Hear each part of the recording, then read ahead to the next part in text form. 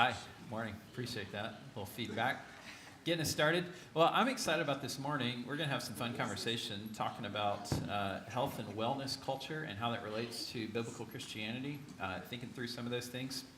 And speaking of wellness, I had to be out last week. I'll give a little more full update next in the next hour. But yeah, appreciate Josh jumping in and preaching last week, and the video. For those of you who were here last week, we ended up just showing a video in equipping hour because it was kind of last minute.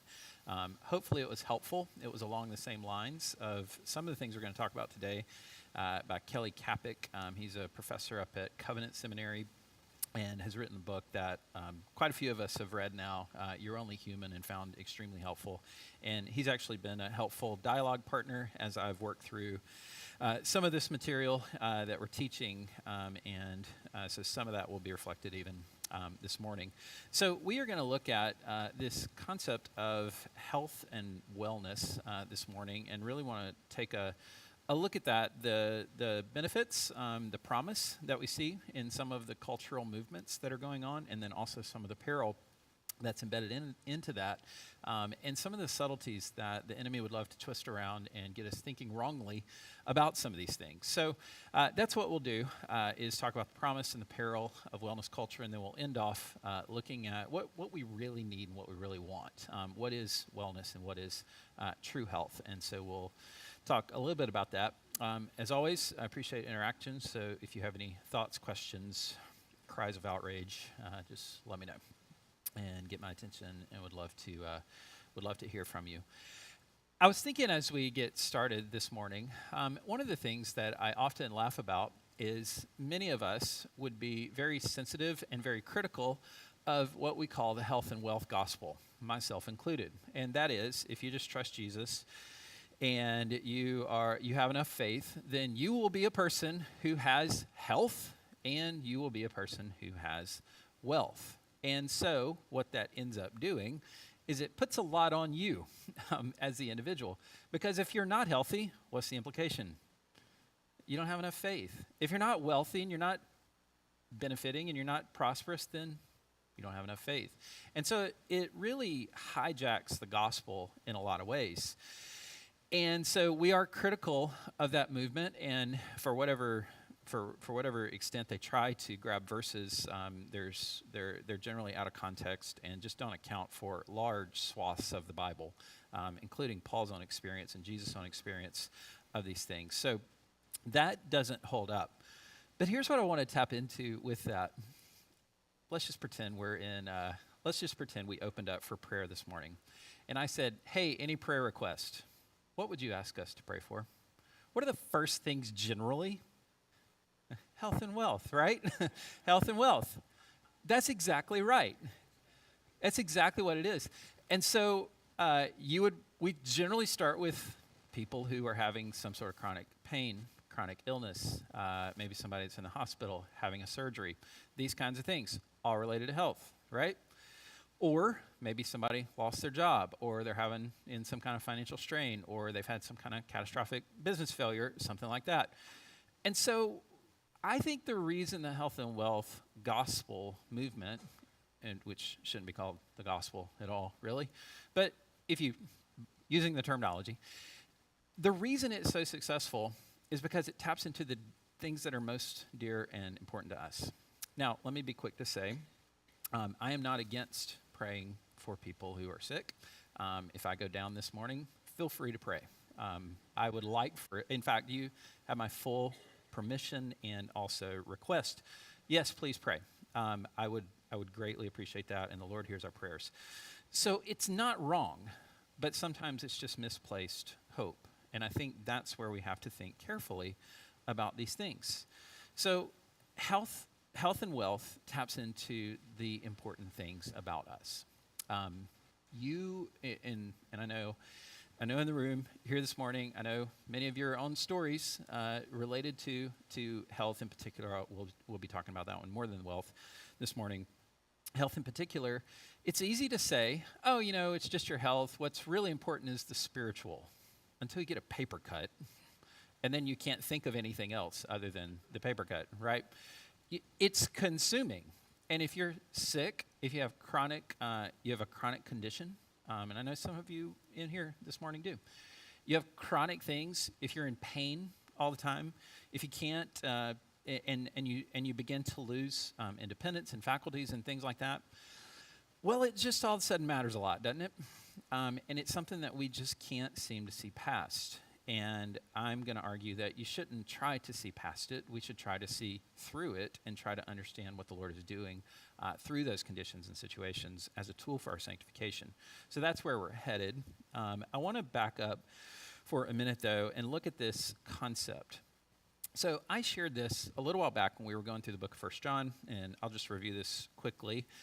When we preached that passage, 1 John 2:16, I really see the three categories here: desires of the flesh, desires of the eyes, and the pride of life. I see these three as the root from which all sin comes. Okay? So whatever the sin that you're dealing with, you can find a root in here. Some sins cross over categories, but I would say there's not a sin really that you can think of that's outside of these three categories. So if you take something like health and wellness, we could run it through this filter and say, is it wrong to desire a body that works and is functional and I have energy and I can serve the Lord with that body? Is that a wrong desire? And I would say, no, it's not a wrong desire. But it can easily get corrupted and turned into something else.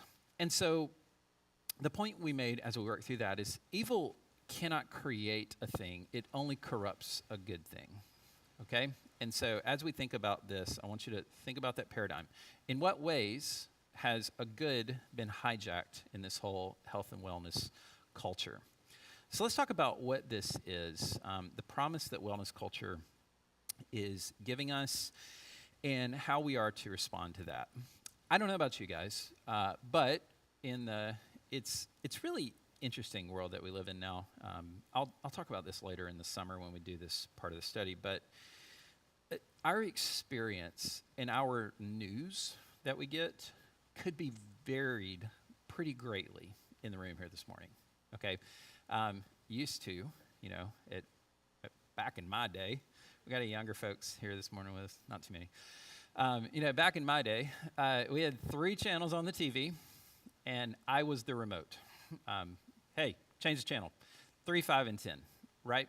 And so it was pretty uniform. And so if you wanted to know what was going on in the world, you had a print newspaper. There's a number of them out there, but AP reports and things like that, they're fairly universal, all right? You're going to kind of get what you get. And you turn on the news, and they weren't all that different, okay? So society was working basically off of a similar framework in terms of the information that we were getting. Now, and there's always been kind of underground and here's the truth and that sort of thing. There's always been those movements, but for the most part, society was working off the same kind of basic information. Okay, fast forward, we're now in the age of algorithms, age of social media. Looking around, it's a little bit generational in terms of where you get your news. But my guess is a lot of you, I don't know, this would be an interesting experiment. If we had more age variety here amongst us this morning, younger folks are not going to the legacy news media to find out what's going on in the world. That's not where they're getting their information. They're getting it from Instagram, TikTok, things like that. That's where they're learning what's going on in the world. That's very curated, all right? It's curated for you. It's algorithm driven. And so your experience of the world and your perception of what's going on in the world is very much curated. And so it's this siloing off in individualism. So within that, there's a massive kind of health wellness movement that many of you have been subjected to, depending on what your feeds look like in terms of your news and how you take in the world. Okay, so what is this wellness culture that we're talking about? I'm pulling from a few different sources this morning. I'll list some of those here at the end. But there's no single organized movement that is the wellness culture. Okay, so it's kind of a loose association of like influencers. And if you're not familiar with the term influencer, we're talking about social media stars that have kind of made a living off of being social media stars. And there's influencers in all sorts of arenas now, and they're making incredible amounts of money, some of them. And it's actually like one of the top aspirations, job aspirations of younger people now. So if you ask, younger kids, like, what do you want to be when you grow up? They're not saying, firemen or, policemen. They're saying, I want to be a YouTuber. I want to be a social media personality. It's just really interesting. The world's changing. World's changing fast. So this wellness culture has taken root, and there's a baptized version of that I'll call it, that has taken root in Christian culture, a sort of a Christian wellness industry that's grown. And it's kind of scary, actually, what's happening. I'll talk about that in a minute. So there's some shared values. This gets fleshed out in a lot of different ways. There's this concept of holistic health, meaning kind of the body, the mind, this seeing people as a whole. And I would argue that's not necessarily negative. I think it's good, actually. Emphasis on diet. Now, opinions vary. What's best? Well, carnivore or keto or Mediterranean or, intermittent fasting or whatever. There's all sorts of different approaches. Exercise, generally. We have, it's just funny. I'm watching some of these cultural trends, and it's kind of a common thing to talk about how many steps you got in a day now. Now that would have been a weird conversation 20 years ago. If you just asked, the farmer, I guess still the farmer would probably just look at you like, what? Like, hey, how many steps did you get in today? He's like, I don't know. I fed the cows. Like, who cares? But we're talking about that, and partly because we live sedentary lifestyles. Many of us, you're stuck at a desk, and so you have to be intentional about getting up, seeing the sun. It's kind of funny. Like, one of the big wellness tips is go outside and in sunlight. It's like, well, you didn't have to tell people that, 200 years ago. You didn't have a choice. And so it's a strange world that we live in. All right, so these shared values, holistic health, diet, sleep, exercise, mental and spiritual well-being, and those are kind of ambiguous terms, which I'm going to leave ambiguous here for the moment. We're just talking about what is this wellness culture. There was an article critiquing this wellness culture, and particularly the Christian version of this wellness culture. A lady named Stephanie Baker says, wellness presents health as a state of balance and harmony, framed in psychological and spiritual vernacular, more palatable to secular audiences. And I think that is accurate. Okay, so there's this general movement towards a holistic health, and let's be mindful. You'll hear the term mindfulness a lot, in some of this literature and things like that. The mind-body connection, connecting in nature and with nature. There's sort of this, Whole Foods. All these things are associated with this wellness culture. And I guess right here is a good spot to add a footnote. When showing my cards, I'm a fan of some of this stuff, all right? I generally think, they're not on the wrong track with all of it, okay? I think they're overplaying it, but hey, if we can figure out how to be healthy, I don't think that's a bad thing. Okay, let's move along. A couple of other terms that you're going to hear. Health span versus lifespan. This has become a major issue and major conversation amongst some of these people. Lifespan is just how long you live. Total number of years, birth to death. Health span, how long you live well or healthy.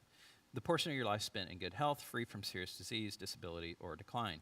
And so people are starting to drill down on this and say, hey, it's one thing to live, 100 years, but what are those 100 years? And were the last 30 of those you just kind of existing and not being able to have any sort of mobility or any sort of independence? Is that really what we're after? Longevity versus health span versus lifespan. Those are the questions. And so related to that is this concept of longevity. And I'll ask you the question, and I want you to think about this for a second, and I'll make a couple of comments. Is it wrong to want to live a long time? It's an interesting question. So think on that for just a second. I'll come back to it.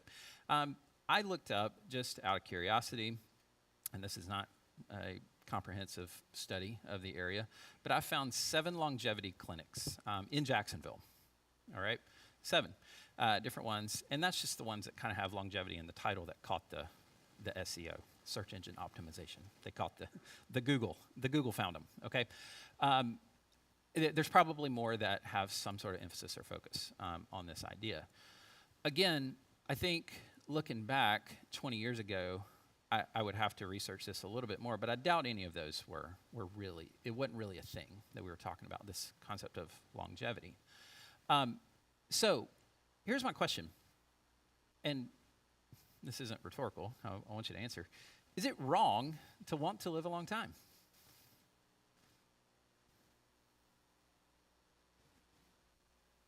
Yeah, I wouldn't think so either. No, I don't think so. As one person said, everybody wants to go to heaven, but nobody wants to die. Kind of interesting, huh? We want Jesus to return is the answer to that riddle. So Proverbs has some things to say about this.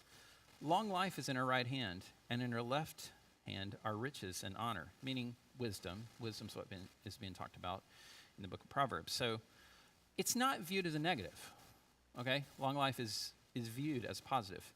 The fear of the Lord adds length to life. Implication, it's good. It's good to add years to the length of life. But the years of the wicked are cut short. Again, it's, Proverbs, they're principles, not necessarily promises. And so what we have are these general truisms about life. If you're a person who does take care of yourself and you don't put yourself in harm's way a lot, you will generally have a longer life. It's just how it works. If you're a person who, chooses a very dangerous vocation and you take illegal drugs and, do those types of things, generally you're going to have a shorter lifespan. All right, your years are going to be cut short. That's how it works. Gray hair is a crown of splendor. It is attained in the way of righteousness. Some of you are glorious here amongst us. You are arrayed in splendor. We are grateful for you. And I would just say, at least you have hair. All right, could be worse. Could be worse.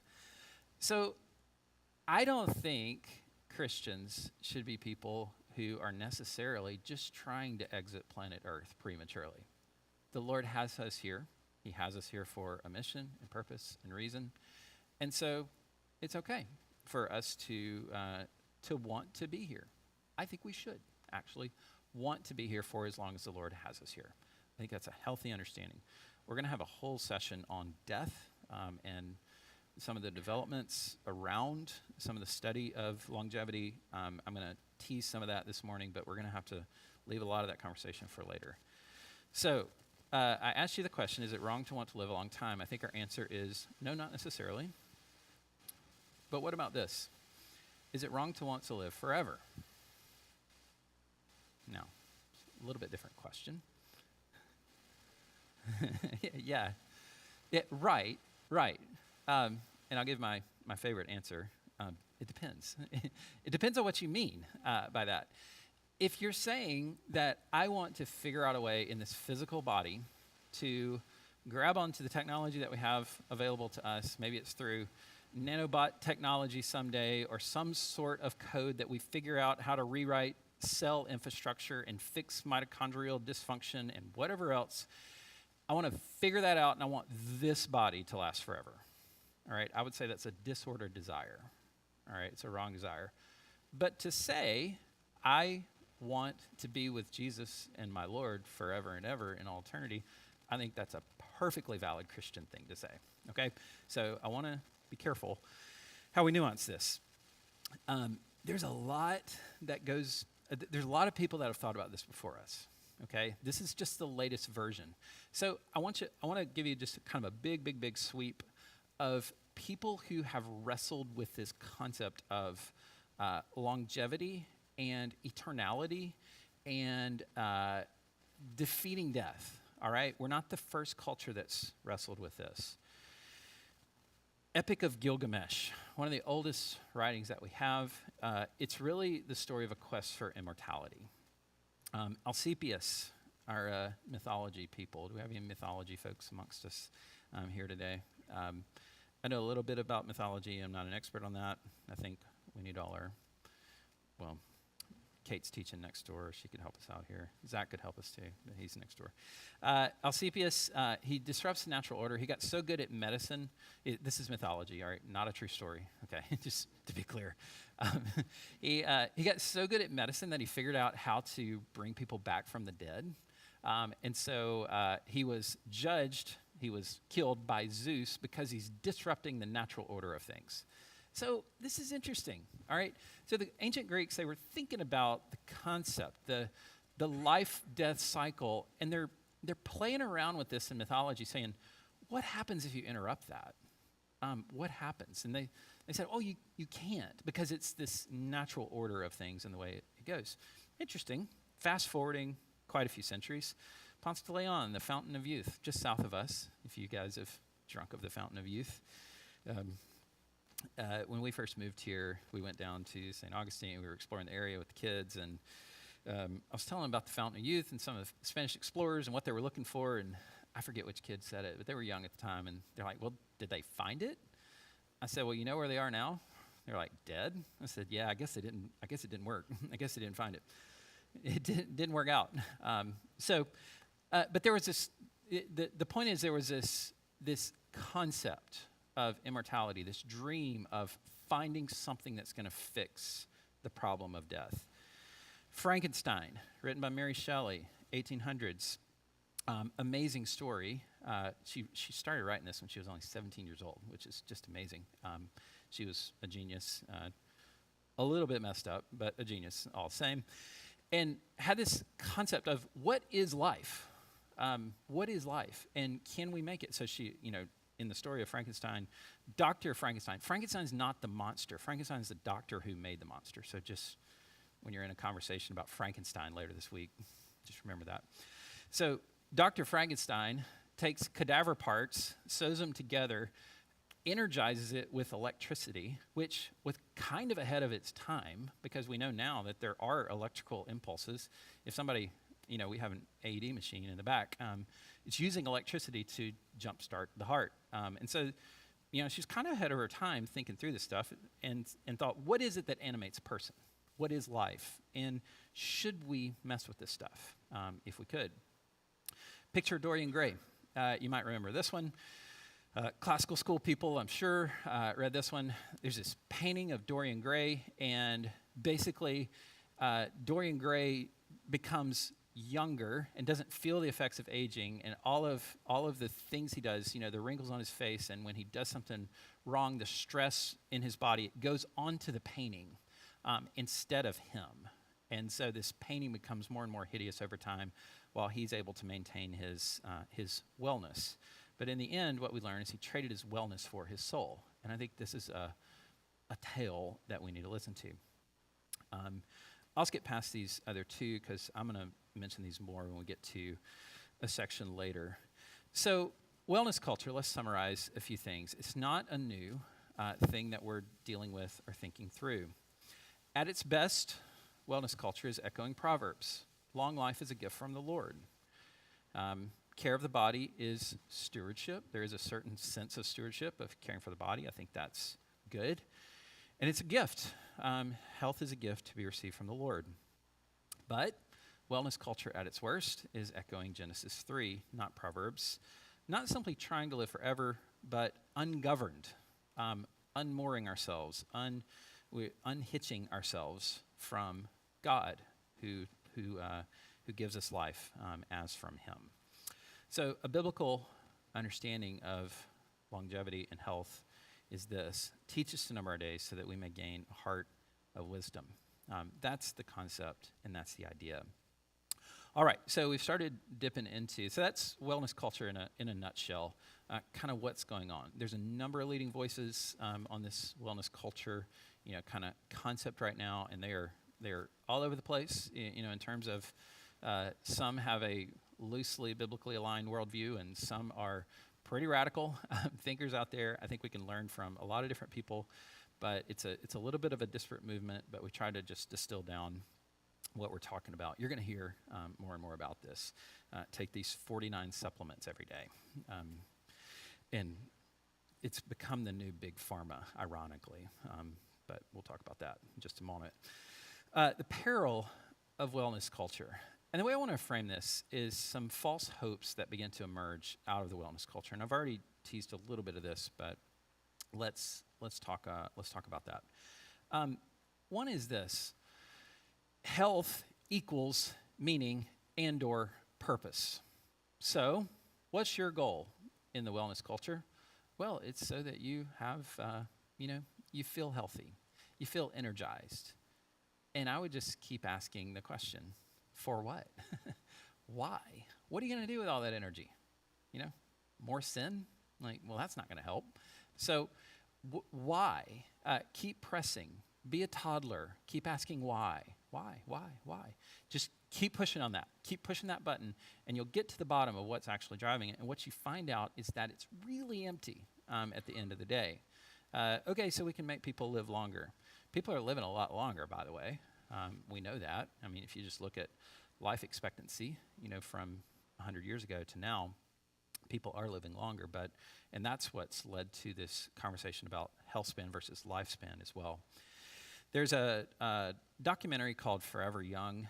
David Donnelly, not writing from a Christian perspective or making his films from a Christian perspective, he asked the question, okay, so what if we can cure, death, longevity, or at least have radical life extension, things like that?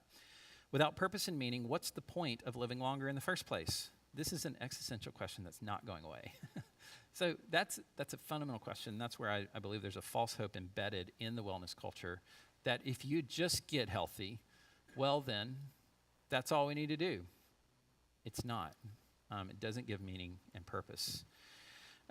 Related to that, you can't measure spiritual health or meaning and purpose through biomarkers. Meaning biomarkers, things that you can measure. We have the 4 vital signs. You have all the, I don't know.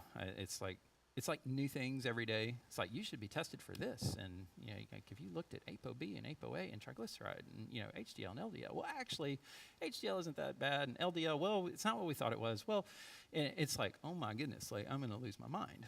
There's so much out there, and tests for this hormone and that hormone, and so it becomes a little much.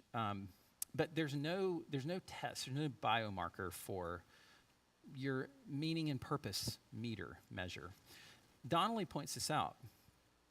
As we live longer, and as we have more technology, and as we are arguably more comfortable than we've ever been on the whole, I'll speak for Americans here, we have the highest rates of anxiety and depression ever recorded in America. What is going wrong? What's going wrong? We're getting more comfortable. We're all living a little more bougie, if you will. And yet, we are not happy. What's gone wrong? Actually, let's stop there. What's gone wrong? What is going on? How do we explain this? Expectations, I think that's part of it. Yeah. What else? Sin. Yeah, that's always a good answer. You're right. I mean, it is at the heart of it. Yeah, Roy?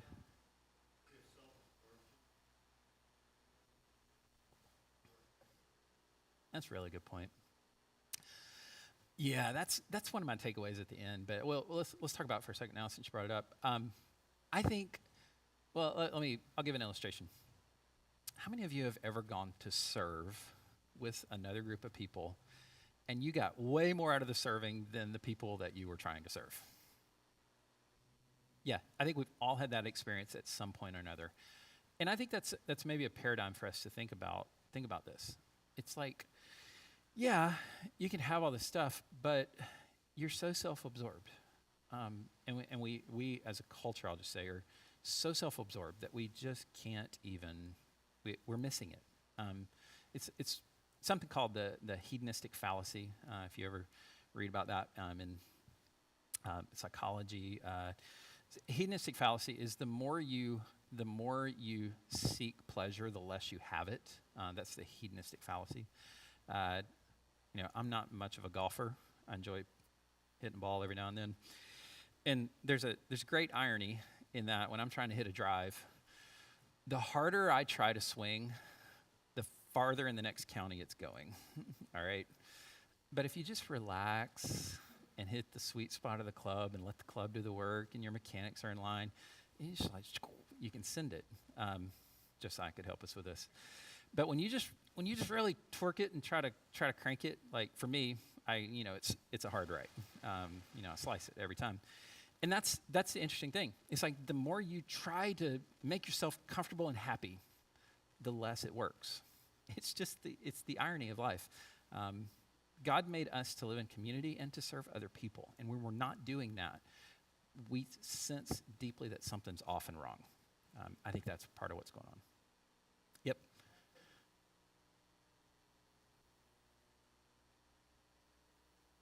Yeah.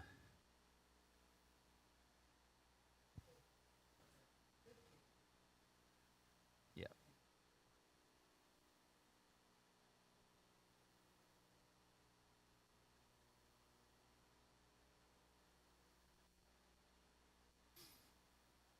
And others, yeah.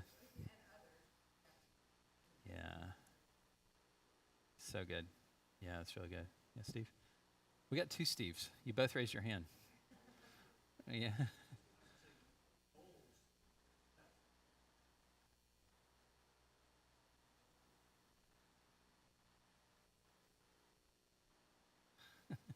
It's a picture of the human heart, right? Um, the eyes of man are never full. If I could just, when you're a kid, if I just had a job, any job, I just want a job. Then you get a job. Then what do you need? Another job. And then you need a car, and then you need a nicer car, and then you need another nicer car. And most boys never really grow out of that stage. It just gets more expensive. I need a house, then I need another house, another house, another house. I need a boat, and another boat, another boat. And it's, you know how it goes. And so, yeah, it's that way. You just never really stop and recognize your limits. Recognize I'm made as a limited human to be dependent on my Lord and my community, and that's okay. They're never happy. Yeah. Yeah, Josh.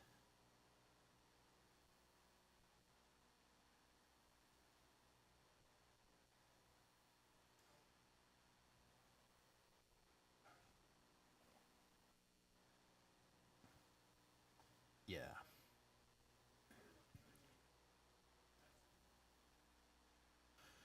Oh man.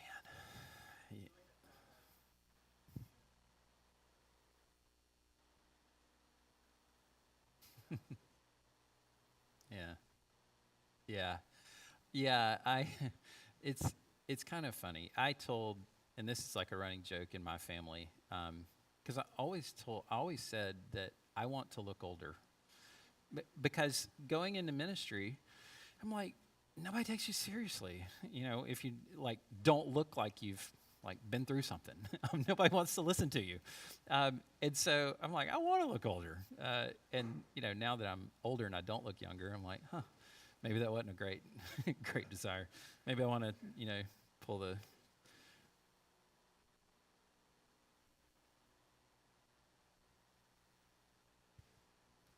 That's right. Okay, this leads us actually pretty well into what I want to do next. The false hope of, and this is the extreme version of this wellness culture, the false hope is actually defeating death. This is a real conversation. There are a number of people today who think you can actually defeat death. Like, for reals, we're going to put it in the rearview mirror as a society. And they have, kind of scientific case they try to make for that. A leading voice on this is a guy called Brian Johnson, named Brian Johnson. He's this billionaire tech guy, and he's a leading voice on this. He said, defeating death must be humanity's number one objective. This was an interview that he did last year. There's a website. I captured some screenshots from it, and you can join Brian Johnson's tribe if you'd like. I didn't. but just want you to know it's out there. It's a website, and he has a little section on there called Don't Die. All right, you can join the Don't Die crew if you want. You can become a citizen. That's in the top right. I don't know if you can read that. It's small. It says become a citizen of the Don't Die community, and you're basically kind of making a pact amongst however many thousands, millions. I don't know how many followers this thing has. That you're going to be one of those that doesn't die. Okay. Let me just say clearly, Brian Johnson is going to die one day. And I hope he gets his thinking sorted out before he does. So what is Don't Die? It's based on these 4 principles. We are at war with death and its causes. Number 2, we are building toward an infinite horizon. Nice and squishy. We are fighting for the freedom to exist as long as one chooses. Ooh, did you catch anything there? Autonomy. So life is not a given. It's something that is you own. All right, it's your life. And I think this is one of the big lies. We talk about my time. All right, they're taking my time, my day. There's a subtlety in that. There's a subtlety that's off. It's the Lord's. Your life is the Lord's.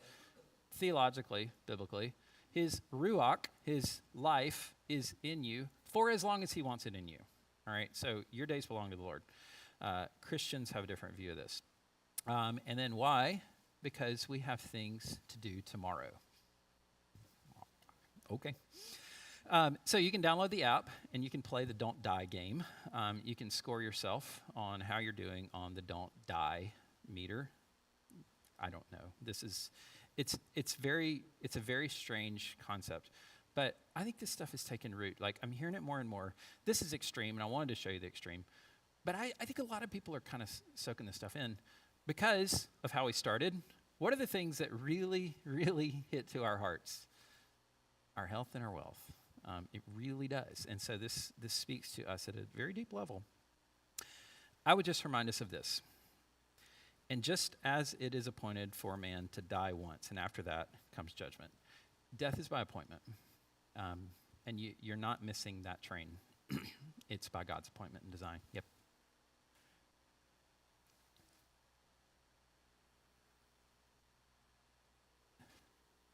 Yeah. Yeah, you have like pre-flood, post-flood, the genealogies. And it's Psalm 90, perhaps by strength one will live 70, 80, 90 years. I forget the exact word. Yeah, 120. And it is, yeah, you're right. And it's interesting because some of these longevity people that are talking now, they kind of understand 120 as the hard cap, like how many years a body can make it. I'm like, well, that's really interesting. Really interesting. Like, they talk about that, like, pretty openly. Peter Attia talks about, there's a number of guys I've listened to on this. Mark Hyman, Peter Attia, Jason Fung has some, information about this. Robert Lustig, Robert Lufkin, a couple other guys as well. This is an interesting dynamic that's going on. We're all immortal till we die. What's that? We're all immortal until we die. We're immortal until we die. Yeah, it's great. That was a quote, John Patton, missionary to the New Hebrides. He had a quote similar to that. It's good. We're immortal until we die. Until God calls us home is maybe a way to think about that. Okay, so a couple other things I want to talk about here. Follow the money. So here's just some facts. The global wellness industry, a broad term for goods and services related to nutrition, fitness, appearance, sleep, mindfulness, and general physical health, is valued at over $6 trillion and projected to hit $7 trillion this year. And this was an article that just came out a few weeks ago. Or 6 Elon Musk, as it were. That's the current valuation. That's inconceivable amount of money, but that's the current valuation of this industry. Okay, so we start to see some of this, and we start to understand that economics are at play here. They are very much at play. And here's what really gets me. When we start to take the economic forces at work and then we start to baptize it in this sort of Christian-y sort of language and vocabulary. Some Christians are just tripping into this stuff and buying it all the way. The combination of Christianese, familiar uses of words like stewardship and temple. Body's a temple, so you need to take my supplement. Okay.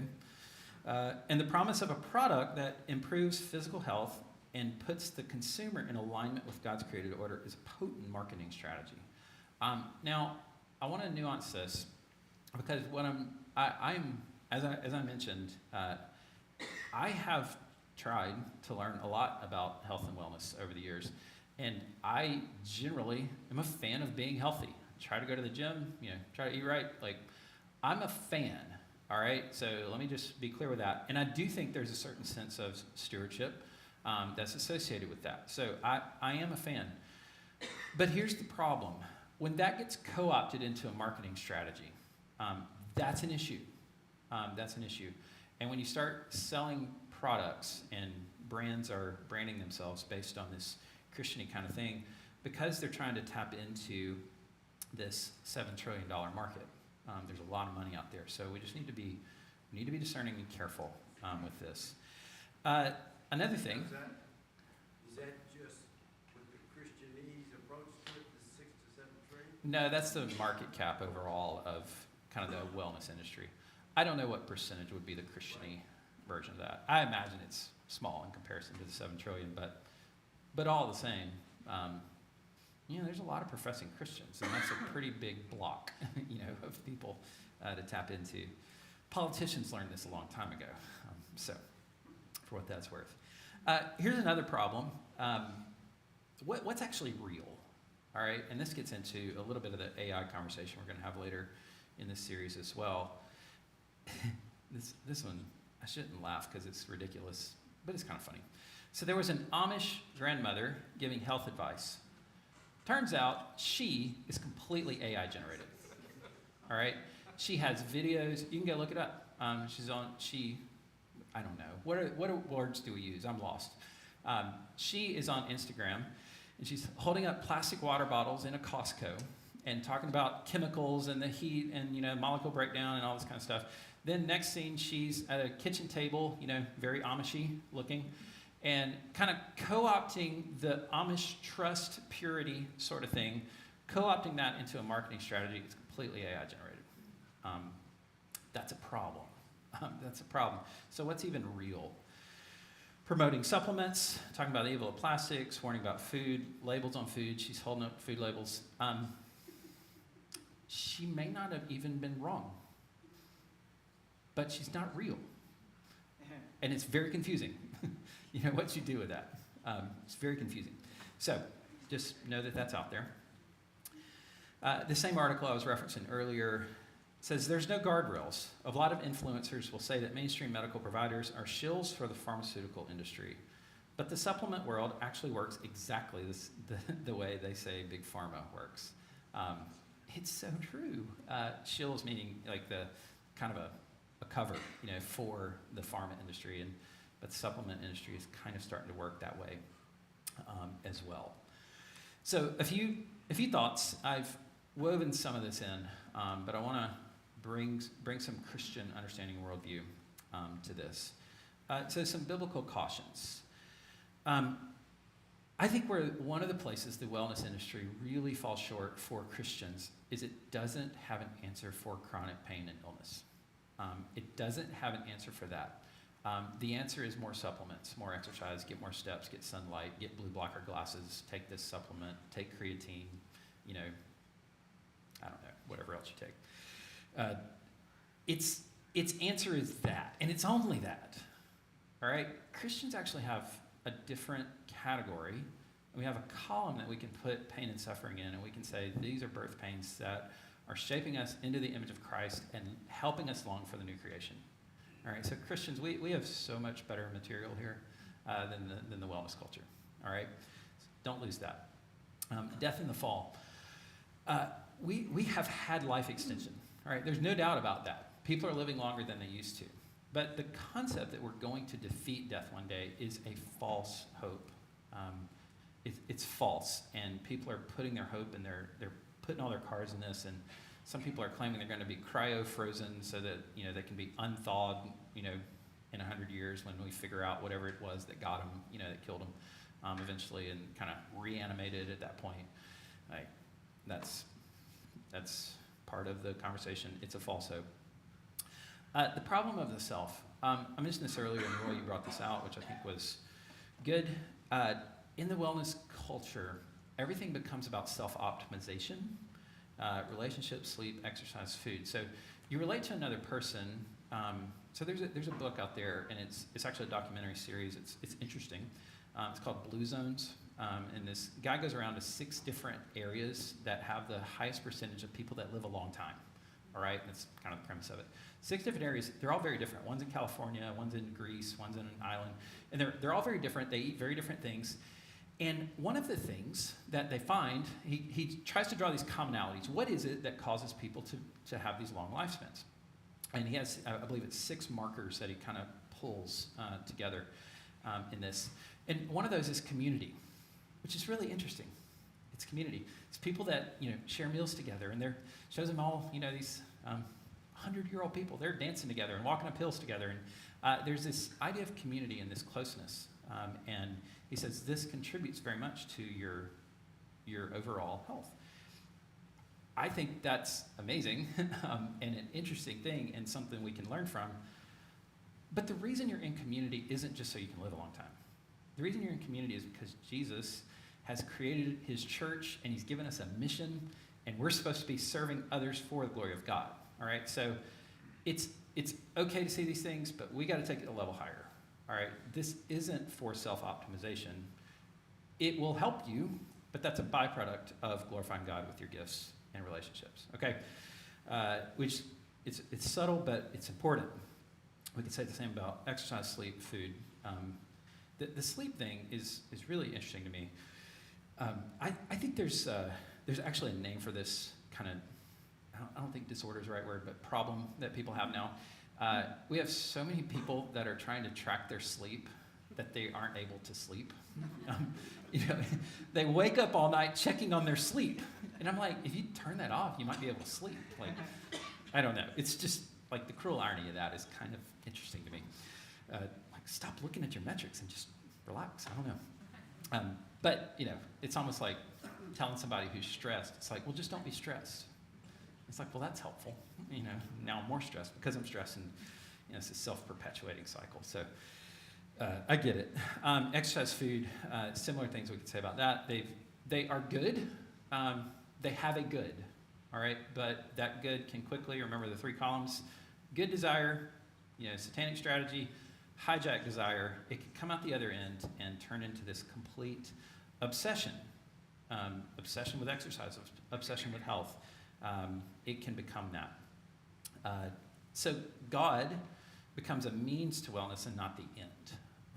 And that's a problem when Jesus is going to help me be, well and help me have peace and inner tranquility and wholeness or whatever. That's not the goal. The goal is the glory of God. Okay. Trusting science over God. I think that is self-evident, and we've been talking through that a little bit. And Marianne, you brought this out a minute ago, but just the problem of accepting our own limitations. It's okay to say I'm a limited, finite human being. I can only be in one place. I can only know so much. I can only have so many relationships. It's okay to admit that. In fact, we have to admit that, or we'll lose our minds. Okay, one other thought here on that. So there's Matthew Epnet. He's a helpful thinker. He has a study center on bioethics, and he has a lecture, and he quotes this guy, R.R. Reno.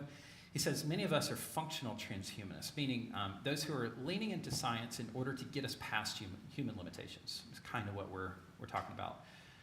But here's what he says. We act as though with proper and rigorous application of science and technology, we can fend off death.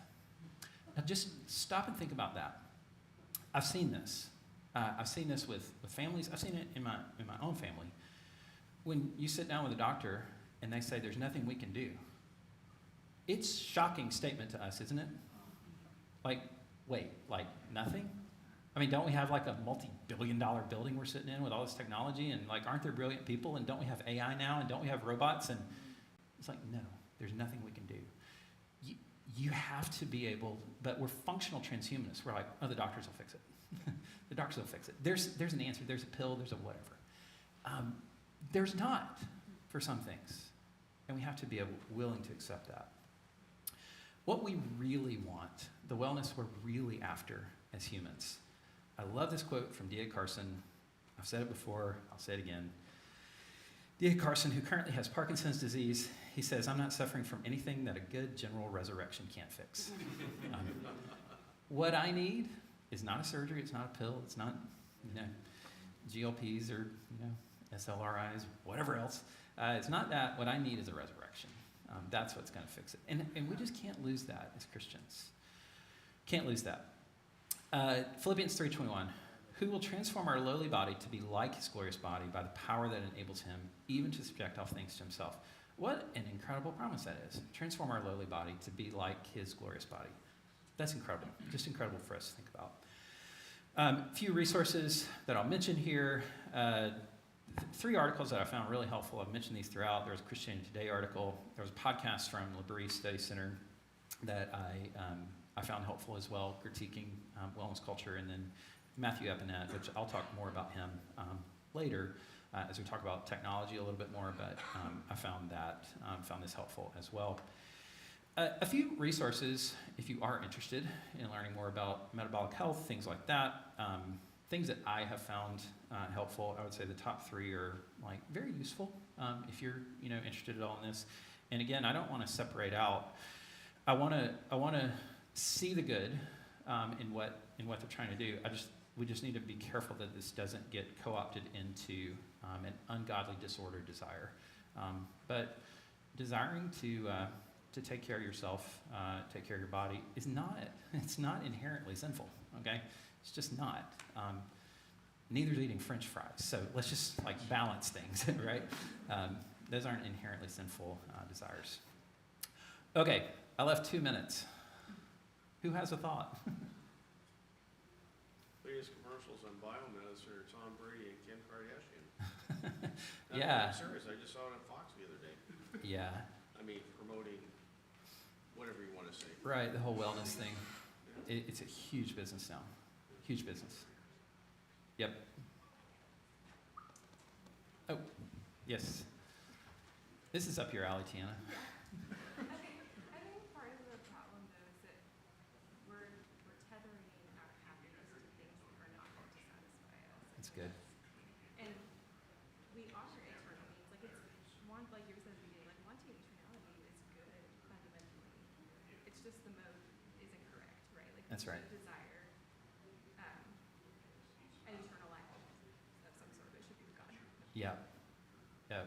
Alan, can you repeat? Yeah, Tiana said the problem is we're tethering our happiness to something that's not fixed. It's not eternal. So it's not necessarily wrong to want eternality, but the problem is wanting it kind of in this body under these conditions. Is that fair? Yeah. Yep, I totally agree. Yeah, Jeffy. The deception of wellness culture today is so apparent to those of us who have lived a while. Because the wellness culture 50 years ago, we all wanted to be healthy back then too, but what we were taught back then is not what we're being taught now. Oh my goodness. Why would we choose to trust everything we hear now when it didn't work 50 years ago? Yeah. Like somehow we got convinced that eggs are bad and you should eat a loaf of bread every day. Exactly. It's like, well, now it's like, we reverse that completely. Yeah, chocolate wine, that was good back then. Yeah. Now it's like, It's so wild. Like the things have flip-flopped so many times. So like trust the science becomes like whose science? Like what science?